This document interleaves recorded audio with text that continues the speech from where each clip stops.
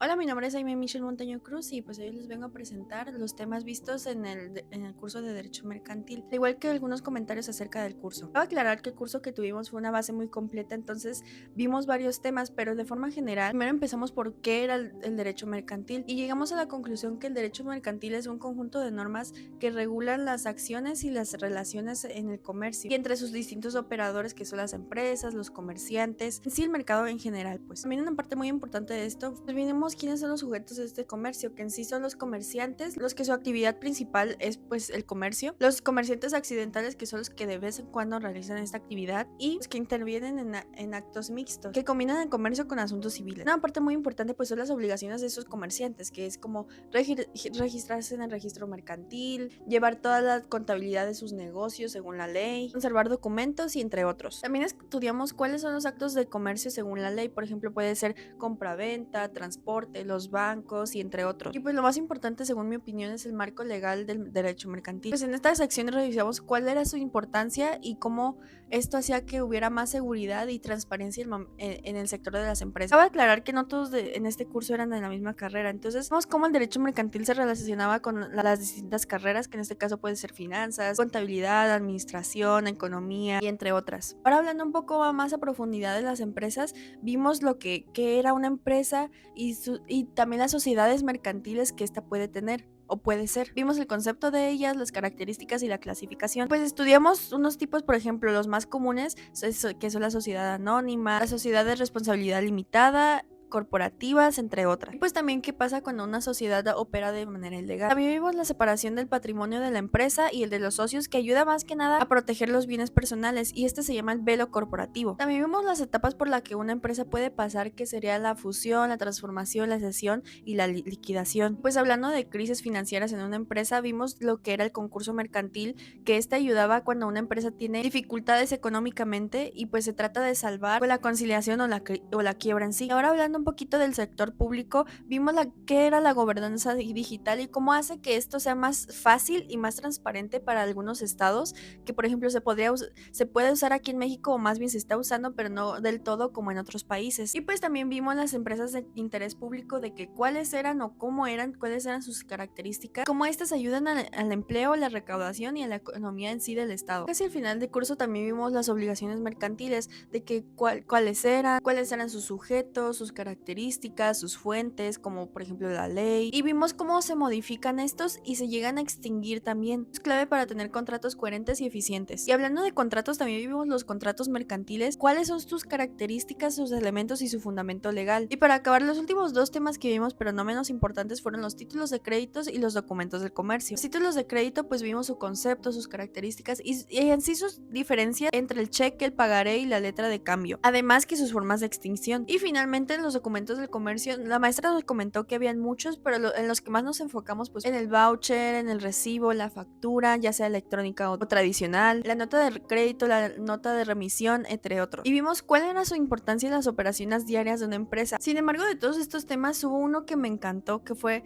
la restauración empresarial y la liquidación de estas, que en sí es donde entra la fusión, la cesión, la transformación y la liquidación. Este tema me gustó porque siento que enseña como que la parte real y humana de una empresa, porque te enseña cómo cambia, se adapta e inclusive enfrenta sus crisis. Me sorprendió al ver que una empresa realmente no es algo fijo, o sea, creo que todos sabemos que nada es para siempre, nada se va a quedar igual, pero este tema me lo enseñó como en un sector empresarial. Por ejemplo, este se puede transformar para crecer, dividirse para reorganizarse, fusionarse con otra para hacerse más fuerte, o cerrar cuando ya no es viable la empresa. Todo este proceso siento que no nada más lleva el derecho y ya, siento que también lleva parte de mi carrera, que es finanzas, e inclusive estrategias para saber qué se necesita hacer y no fallarle en el intento. En general siento que te da una visión muy completa de cómo funcionan las decisiones importantes en una empresa. Pues hablando de todos estos temas, siento que todos en general me dejaron una enseñanza, ya sea para mi vida cotidiana o mi vida laboral. Por ejemplo, a mí siempre me dijeron de que yo leyera lo que estaba firmando y no nada más de que firmara por firmar. Sin embargo, como que en esta materia me lo reafirmó más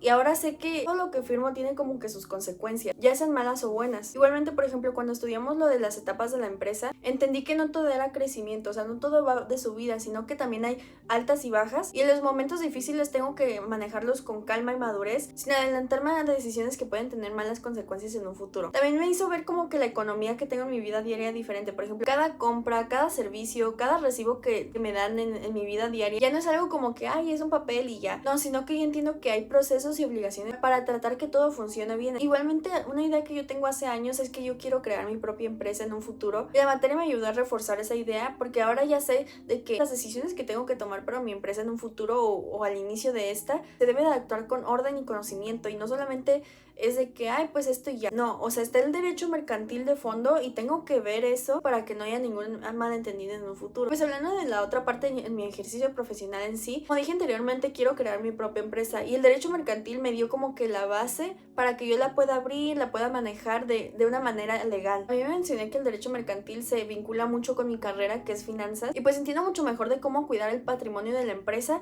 y de los socios que están en la empresa. También ya sé cómo actuar cuando un negocio está creciendo o inclusive enfrenta dificultades. Y pues ya sé algunas obligaciones que yo tendría como comerciante en un futuro. También qué documentos tengo que manejar y cómo funcionan los actos de comercio en general. Ahora, hablando de lo que más me gustó del curso, personalmente yo soy una persona kinestésica y visual al momento de aprender. Y por ejemplo, cuando una clase nada más es hablar y hablar y hablar, la verdad no se me queda mucho de la materia. Inclusive me llego a aburrir. Sin embargo, siento que esta clase fue como que muy práctica debido a que nos dejaban muchas actividades, pero no eran actividades de que, ay, nada más tengan y ya. No, sino que de hecho sí aprendía, y al momento de ya estar en la clase y que la maestra nos diera una retroalimentación de lo que vimos, se me hizo muy práctico y siento que de verdad aprendí por ello. Igualmente siento que las materias de derecho en general, como que uno debe de ser muy directo y claro con lo que está diciendo, porque puede llegar a aburrir. Y a mí lo que me gusta mucho es que los maestros nos den como ejemplos reales de lo que está pasando en el mundo, y siento que la maestra supo llevarlo muy bien eso. Porque ni siquiera para mí siento que eso marca mucho la diferencia entre memorizar y realmente entender los temas. Y pues de lo que no me gustó tanto del curso, la verdad, fueron las tareas de cuadro de doble entrada. No porque no sirvieran, no porque no los hiciera bien, sino que siento que no aprendía tan profundamente como con las otras tareas. Sin embargo, ya cuando veía videos así como que más visuales o así,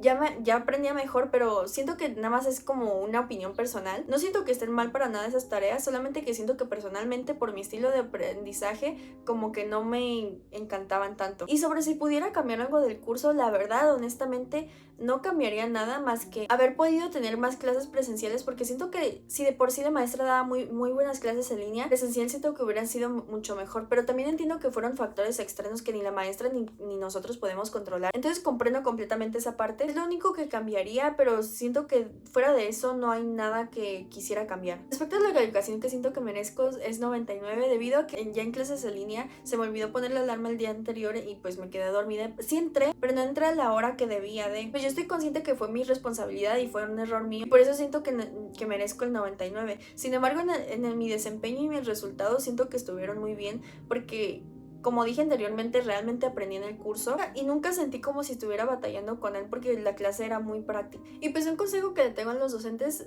es que, por ejemplo, a lo largo de toda mi vida escolar, o sea, ya sea en primaria, secundaria, prepa hasta universidad, me he dado cuenta que la verdad sí se nota cuando un profesor le apasiona su materia y cuando no. Porque cuando el maestro de verdad disfruta lo que enseña, la clase se vuelve como que más dinámica, más práctica, más interesante inclusive. Y pues tan siquiera para mí eso hace que yo de verdad aprenda, e inclusive que la materia me guste, pues. Entonces mi consejo sería más que nada que enseñen desde la pasión y busquen maneras en las que de verdad los estudiantes puedan aprender. Yo sé que es una parte del estudiante y maestro, no solamente son los maestros, pero honestamente siento que la parte de los maestros es muy importante, y cómo es la actitud de ellos en la clase, porque pues eso al final transforma nuestra experiencia como estudiantes.